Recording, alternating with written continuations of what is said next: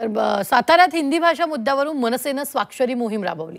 सातारा शहरातील महाराजा सयाजीराव महाराज विद्यालय इथं मनसे शहर अध्यक्ष राहुल पवार यांच्या वतीनं स्वाक्षरी मोहीम राबवण्यात आली। या स्वाक्षरी मोहिमेला सातारकरांनी उत्स्फूर्त प्रतिसाद दिलेला आहे। यावेळी मनसे पदाधिकाऱ्यांच्या वतीनं राज्य सरकारविरोधात घोषणाबाजी करत निषेध व्यक्त करण्यात आलेला आहे।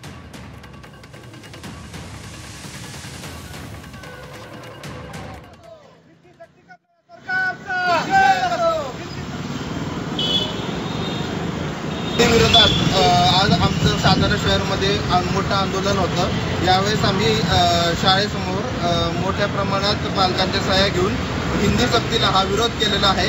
सातारा शहराच्या वतीने आज महाराष्ट्र नवनिर्माण सेनेचे अध्यक्ष आदरणीय राजसाहेबांनी जी भूमिका घेतली, हिंदीची सक्ती पहिलीपासून जी सरकार करत आहे त्याचा निषेध करण्यासाठी आज आम्ही या ठिकाणी जमलेलो आहोत। या ठिकाणी अनेक पालकवर्ग असतील, शिक्षक असतील, पत्रकार असतील, साहित्यिक असतील, सगळ्यांनी या आंदोलनाला पाठिंबा दिलेला आहे।